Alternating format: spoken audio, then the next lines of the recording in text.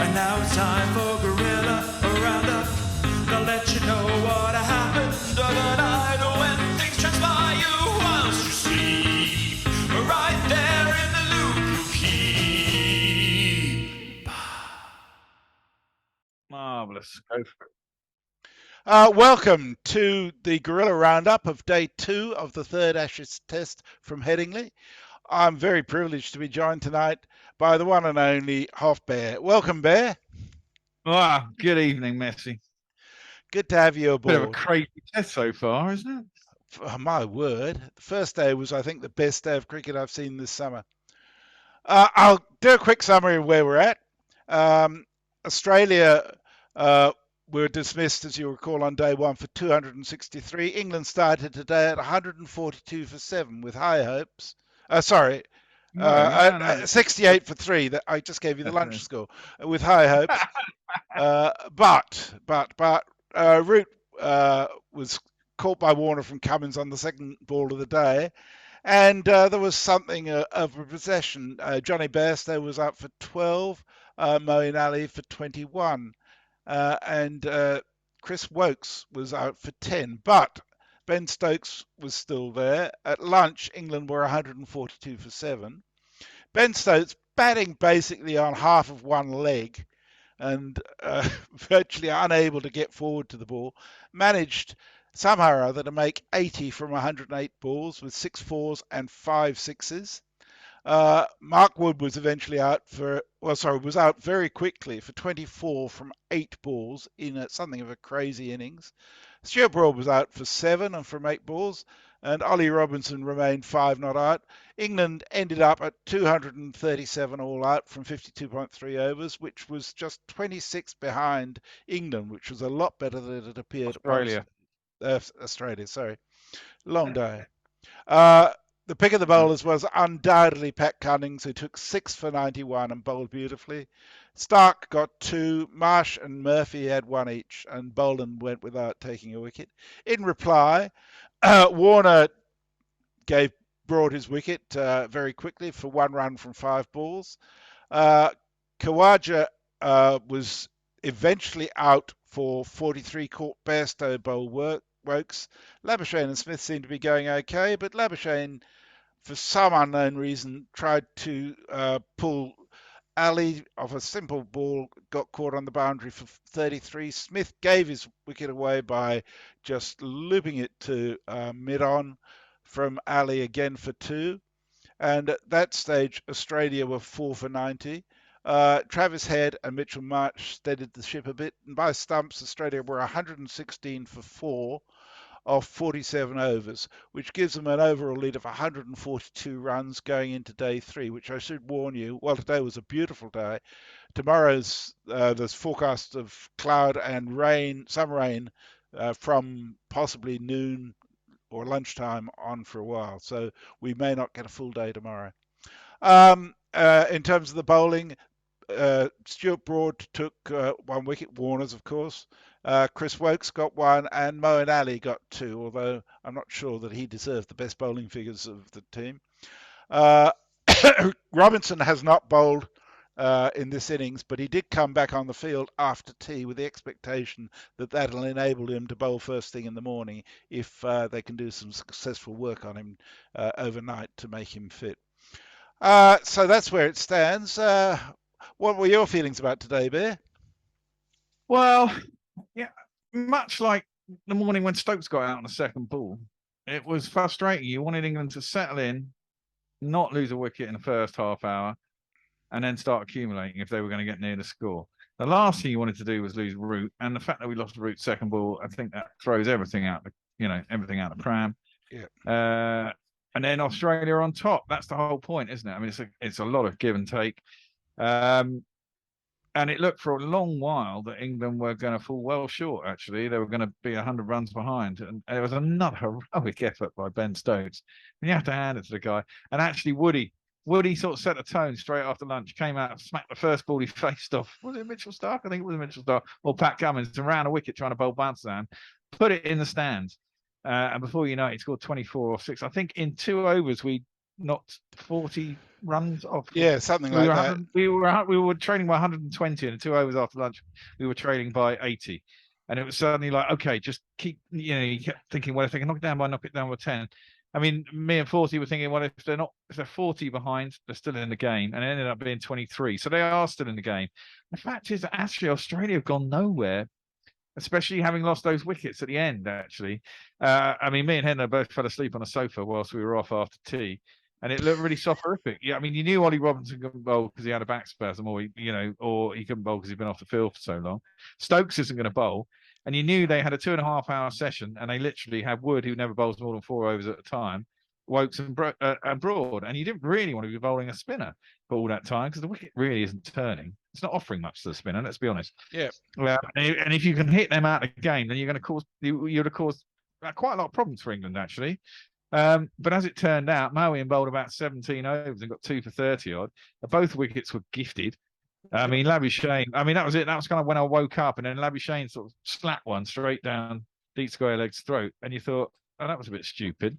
Yeah. And then a couple of overs later, Smith, who you thought is mowing, he's not really doing anything with a ball, he's not going to do anything, then just chipped one to mid wicket, and suddenly England are back in the game. And then Khawaja, who's been a bit of a rock for Australia, he gets out. The wicket looked placid tonight. Towards the end of the day, the ball was nearly 40 overs old, and the sun was out. But as you say, the conditions at Headingley often make a big difference. And having not got too far ahead, what ahead for 130, 140? 142. Yeah. I mean, we were saying if England keep it under chasing 250, they'll believe they're in with a chance. They might not make it. But as long as it's under that, the Ashes are still alive. Obviously, if England lose this test, we'll all be bereft. And England would have lost the Ashes in 3 tests. And even though the next 2 tests will be good fun to watch, it'll be a stab in the heart for an Englishman. Yeah, I get we really need. I mean, I think it's better for the series if England win. I'm sure if you're an Australian, quite happily. Yeah, there's that sort of 10% of me that wants England to win just to keep it alive. But if you were in the same situation, you're a fan. You want to see it down, Yeah, but because a test is a test, and no matter if England lose, they'll go into the next 2 tests as much as competitive. And it'd be quite a weird thing to say that England are 3-0 down after 3. I think you have to say overall. Well, I don't know. In the first test, you have to say England made all the running and were really unfortunate not to win it. The second test, I mean, you have to say that this is the battle of 2 forces of cricket. Yeah. Australia, number 1 in the world, playing traditional Test cricket, and it's winning. It's persevering, only just. Yeah. And that's the thing. It's such a fine line. And NASA said something on the TV this morning, or I don't know if it was NASA, but it was one of them. And he made a very, very good point. He's saying all these people who are chastising, Bazball, it's not working, it's not doing the right thing, England are losing. And he said it's not nothing to do with Bazball. It's actually everything to do with England's fielding. Because, absolutely. And that's the difference between the 2 sides. Yeah. The difference between the 2 sides is that England have, they've thrown away positions in the field by not catching. I mean, we nearly had it again this afternoon. Bairstow drops a catch at slip. It's not a slip. It was down the leg side. It was to his right. But unlike the one in the first innings, it wasn't a fingertip. It was in the palm of his hand, and it just basically iron gloved out. Yep. Fortunately, next ball, Labuschagne got himself out. And it's only that saved our blushes. But and that was the other thing. You see, this morning, first 5 catches of the day, some of them were quite smart. Australia caught every single one. Yep, makes a huge difference. And it makes a massive difference. Yeah. I mean, Stark did drop a very difficult chance off Stokes. Actually, if you look at the replay, I don't think he actually got to it. It hit the ground before he got his hand. So he didn't. But I mean, there were a few. I mean, the catch to get Broad out, for example, was an absolute stormer. Admittedly, Brooke did something similar in the deep to get Labuschagne out, although it was more straight to him to Brooke. Where Smith had to run around 10, 15 yards, then diving to a ball that's been hit quite hard. Yeah, well, it's probably worth mentioning that Smith equaled the world record for 5 catches for a non-wicket keeper today, which was, he just seemed to be everywhere, didn't he? Yeah. Put your best where you think the ball's going to go. Yeah, absolutely. As far as the the bowling is concerned, I think it's fair to say that Stuart Broad actually bowled quite well, as did Wokes. Mark Wood was finding it difficult to generate the pace he did in the first innings, and not having such helpful conditions probably made him less likely to take wickets, but he still only went for 12 runs off 10 overs, which isn't bad. And Yeah, I mean, he got a few balls up above 90. And Moen only went for 34 off 17 overs, so that's not too bad. I still think Moen's not an answer for England. But speaking of giving your wickets away, Moen is probably the classic example of that. When he got out, the previous two balls, he'd managed to sky while trying to hook, but being really lucky that they hadn't gone anywhere near the fielder. So he thought he'd try it again. Third time, hit it straight down Smith's throat at deep square leg. It was pretty awful. Brainless, totally brainless. And we've seen too much of that in the series. I mean, I think Australia's been guilty of some of it. Khawaja and Warner were out to good balls, but as you said, Labuschagne and Smith gave it away. So where do you see it going? Where do I see it going? Ooh. Yeah. Well, obviously, as an Englishman, I'm hoping tomorrow. I mean, this is it. Tomorrow morning, the two batsmen were set tonight. It looked easy. The sun was out. Always looks easy when the sun's out. Hope there's a little bit of cloud, a little bit of humidity tomorrow morning. The lights are on, maybe. It looks much more difficult. Batsmen have got to get themselves set. We can get another 2 wickets, and then if you can bowl with Broad and Wokes open up, get a couple of wickets for those guys early, and then hopefully get Woody to mop up the tail again. England might be chasing 200, just 210. Australia get going. I mean, it could get up to 300. I mean, there's no saying these guys won't do what they did before. It's a long way to 300, but it's not out of the question. But if England said you got 300 to save your summer to get, knowing what they've done in the last 12 months or so, they'd say, okay, we're on the shout. I mean, I know it's not quite the same side, but if England were chasing 300 in an ODI, you'd give them every chance of getting it. And with this, they've got. Well, this is it, and this is how they'll look at it. Again, I think part of the problem for England was actually it was the first time that England had lost a really early. I suppose they lost Duckett early in the first test, but then Pope came in and steadied the ship, and they got to 90 odd for 1, and they've had a 90-run partnership, and they got through the first 10 overs without losing a wicket. Reasonably well, actually. I mean, Crawley, for all his failures previously, is not looked too bad this series. Has batted okay.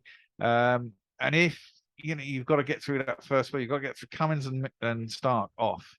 If you can not lose a wicket to those two in that first spell, then you think maybe they're in with a chance. You can start applying pressure.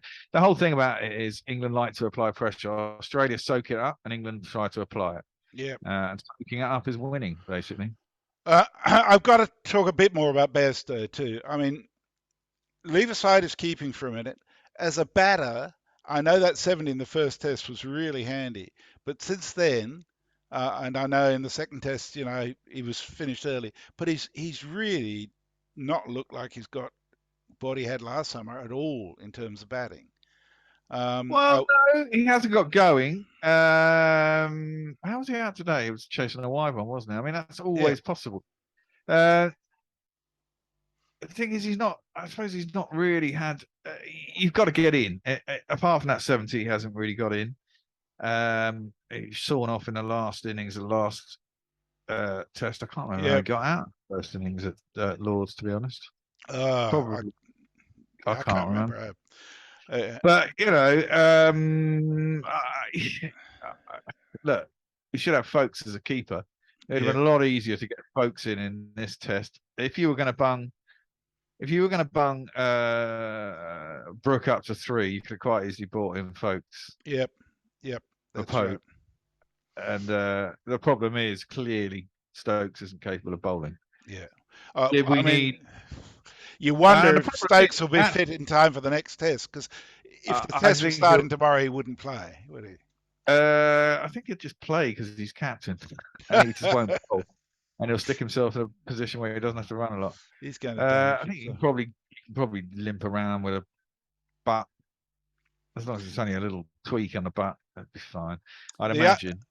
His knee's always going to be a problem, so he's going to play through that. The other player I think has had his time is Warner. I mean, it's just pace is really bad for him, but Broad isn't super pace. It's just English conditions. He's just not hacking it. I think he's had his chance and he's blown it, to be frank. Well, quite possibly. And as the series, he started off okay, didn't he? He didn't get big runs, but he high score for 6, 7, 8 years, didn't he? He got a 50 in one test. In the first test. I think he's head fucked by now, and he must be. I mean, he's out been that 17 times to Broad. Every time he faces Broad in England, he must think, shit, what's going to happen? Yeah. And he kind of got over it a little bit, kind of conquered it by getting some runs in one innings. But since then, he's got out twice in this test for 1 and 4 or 1 and 1. I can't remember. But, and both times the Broad, both outside edges, both caught first slip. It's like, how much more do you need to see? But I imagine he'll be until the end of the series. I mean, both sides. I think Australia have got less worries than England, but both sides are piling up the injuries all of a sudden. That's certainly true. Hazelwood's got a little tweak. Green's got a little tweak. Maybe they might, two of those. Fortunately, Marshall's come in and proved his worth. Moen bowled all right today, and maybe he'll get, the longer you play him, I guess the more he'll get back in the groove. He seems to be reasonably in the groove this afternoon. But I think Australia missed a chance. They could have gone after him, actually. Yeah. Because they had to hit him out of tackle. I said earlier, England didn't have a lot to turn to, really. They'd have had to route or back to the fast bowlers, and they'd have been shagged for tomorrow morning. Yep, absolutely. They missed a little something in there. But yeah, both sides have got problems. Pope's out for the series. What do England do? If the wicket's similar in Old Trafford to this, they might think about a similar team. I mean, they've got a proper break between this one and the next one, 7 days. 6 days, 7 days. I don't know. Well, I mean, that's a good enough break. Get a lot of massage in. You can go fresh. Yeah. And then only one test after that. So if England can win this one, they go to Old Trafford. The series is live. Similar sort of wicket. Get a similar result. All goes to the Oval. Alternatively, Australia bats out the game tomorrow. We fold. It's all fucking done. But it's interesting going into tomorrow. You looking at, as the ever optimistic bear, see England is slightly ahead. I looking at it through a pessimistic prism, see England is slightly ahead, and the other Hendo, through his pessimistic prism, sees Australia slightly ahead. So it's basically anybody's game. And I think, I would say it's pretty much 50-50. Yeah. It's, a lot hinges on what happens in the morning. I mean, what do the bookies say? That's interesting to see what the bookies say, because they're usually more correct than anyone else. And they have a game at cricket. I'm crying out now. England $2.12, Australia $2.20. There you go. Yeah. That's pretty evens, basically, isn't it? Yeah. So that very much so. They've still got a draw in there at $7. I suppose there's a possibility of a lot of weather, but I think it's most unlikely that it'll be a draw. Yeah, over here at 11-10 to England and 6-5 for Australia. So Same diff. Okay, well, thank you all very much for being with us. The two things that you really tune in for, I know, are the tweet of the day and the Guerilla of the day. The Guerilla of the day actually has to be the bear for telling us that he actually smells his own farts, which. Of course, doesn't everybody? Are you proud of your own farts? Oh dear! Especially when you do a howler. Oh man! Oh God! As Hendo said, he's still a child. And ironically, the tweeter of the day has a connection in that it's from Old Fart at Play. He just tweeted this. My daughter asked, "Is that the real Messi commentating on the cricket?" I just love that. So that has to be the tweet of the day, as far as I'm concerned. Who else could it be, Messi? Who is the other Messi? Right. All other Messis are just trying to imitate me. I know. I was wondering what I was on air at that time. So who's the other Messi? Of course, I didn't even bloody think of football. That's dumb of me. Okay, well, thank you all very much for being with us. We would love it if you feel able to support us. go to patreon.com/Guerilla Cricket, and we would love you to be part of our Patreon following, and you get heaps in return for that. If you would like some Ponting wines at 15% off, there's a link underneath this video which you can click on, which will take you straight to the site with the code GC Ashes 2023, which will give you 15% off any of their range of wines. And we would love it if you could click like, you could subscribe to this channel, and if you've got something to say, put a comment below or tweet us at Guerilla Cricket. We love to hear from you about everything. So thank you very much for being with us. We'll be back with you tomorrow, weather permitting. And I'm full of excitement about tomorrow. Are you, Bear? Yeah, I am. It's another fascinating day. It's been a fascinating test match series, whichever you say, which is why it really needs to be England's victory, just to keep it alive and keep it more interesting for a little bit longer. And I know if you're Australian, you won't believe it, but hey, I'll see you all in the morning. Okay, thanks, Bear. Thank you all. Bye-bye. Bye. And now it's time for